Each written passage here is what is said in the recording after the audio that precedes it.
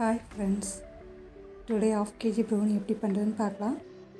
First brownie தேவையான சாக்லேட்டையும் பட்டரையும் ஃப்ளவரையும் கரெக்டாக எடை போட்டு முதல்ல எடுத்து வச்சிட்டோம்னா ஈஸியாக இருக்கும் ப்ரௌனி பண்ணும்போது. ஃபஸ்ட்டு ஒரு ஈரமில்லாத பவுலில் ஒரு 68 கிராம் பட்டரை எடை போட்டு எடுத்து வச்சுக்கணும். நெக்ஸ்ட்டு டார்க் அமௌண்ட் 180 கிராம் எடை போட்டு எடுத்துக்கணும். இந்த எடை போட்டு வச்சுருக்க டார்க் அமௌண்ட்டை குட்டி குட்டியாக கட் பண்ணி வச்சுக்கிட்டா இந்த பட்டரோடு சேர்த்து மெல்ட் பண்ணும்போது நமக்கு ஈஸியாக அந்த சாக்லேட் மெல்ட் ஆகும். பெருசாக போட்டோன்னா கொஞ்சம் லேட் ஆகும், மெல்ட் ஆகிறது கொஞ்சம் லேட் ஆகும். அதனால் நான் டார்க் அமௌண்ட்டை குட்டி குட்டியாக கட் பண்ணி அதை பட்டரை கொஞ்சம் லைட்டாக சூடு பண்ணிவிட்டு அதோட ஒன்றா மிக்ஸ் பண்ணுறேன். அந்த சாக்லேட்டு பட்டரும் மிக்ஸ் பண்ண ரெண்டு ஒன்று கம்பைன் ஆகி மெல்ட் ஆகிரும்.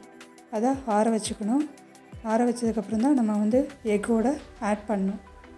நெக்ஸ்ட் ஸ்டெப் என்ன பண்ணணும்னா ஒரு ஈரமில்லாத பவுல் எடுத்துகிட்டு ஃப்ளாரை எடை போடணும். ஃப்ளார் 60 கிராம் எடுத்துக்கணும்.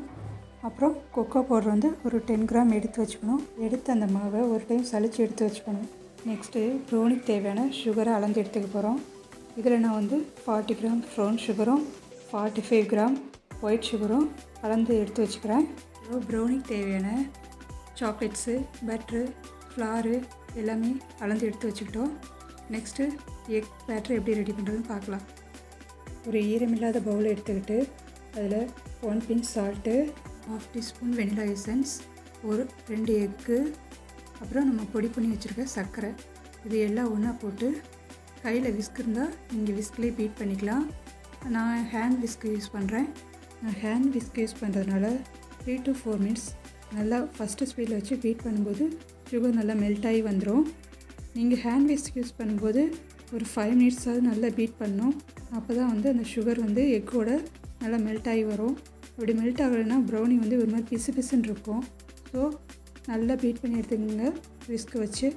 இந்த முட்டை சுகரும் எப்படி நல்லா பீட் ஆகிடுச்சின்னு நம்ம கண்டுபிடிக்கிறதுனா நான் ஒரு ஃபிங்கர்ஸில் அந்த எக் பேட்டரை லைட்டாக தொட்டு 2 ஃபிங்கர்ஸ்லேயும் அமுத்தி பார்த்தோன்னா நொரன்னு இருக்கும். அப்படி இல்லைன்னா நல்லா சாஃப்டாக இருக்கும் எக்கு. ஸோ அதை வச்சு கண்டுபிடிச்சிக்கலாம். இந்த எக் பேட்டர் ரெடி ஆனதுக்கப்புறம் அது கூட நம்ம மெல்ட் பண்ணி ஆற வச்சுருக்க சாக்லேட் கனாஸை ஒன்றா போட்டு ஒரு 1 ஸ்பீடில் ஒரு 2 மினிட்ஸ் நல்லா பீட் பண்ணும்போது அந்த எக் பேட்டரோட சாக்லேட் கனாஸ் நல்லா மிக்ஸ் ஆகி வரும். பேட்டரில் சாக்லேட்டை மிக்ஸ் பண்ணி எடுத்ததுக்கப்புறம் வெட்டி இன்க்ரீடியன்ஸை இந்த சாக்லேட் கனாஸோட சேர்த்து மிக்ஸ் பண்ணணும்.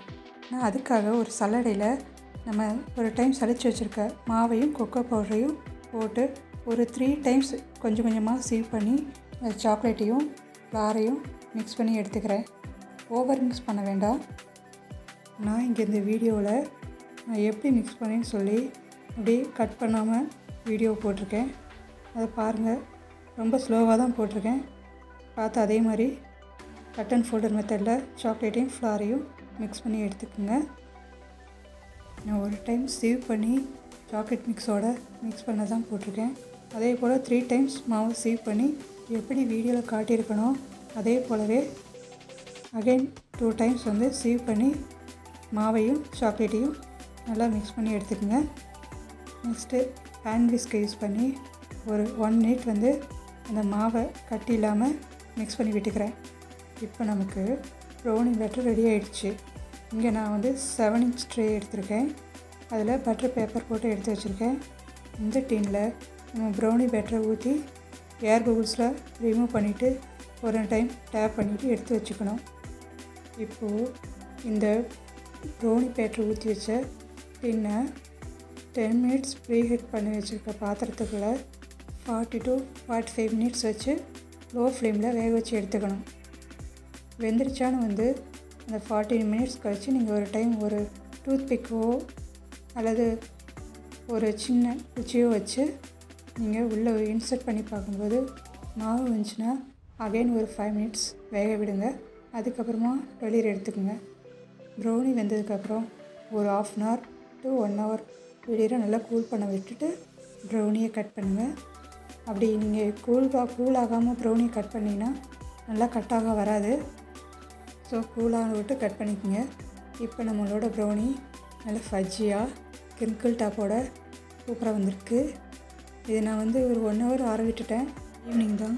இந்த ப்ரௌனி ஆர்டர் கொடுத்த கஸ்டமர் கேட்டிருக்காங்க. அதனால் நான் 1 ஹவருக்கு நல்லா ஆற விட்டுட்டேன்.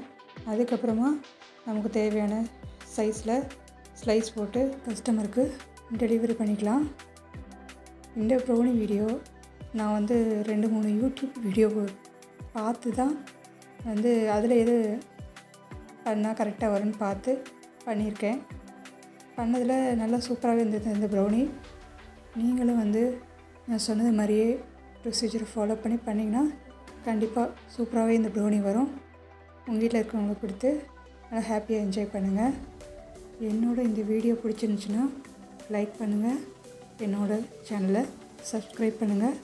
நீங்கள் என்னோடய வீடியோவை லைக் பண்ணுறதால சப்ஸ்கிரைப் பண்ணுறதும் எனக்கு ரொம்ப மோட்டிவேஷனாக கொடுக்கும். தேங்க்யூ ஃபார் வாட்சிங் மை வீடியோ.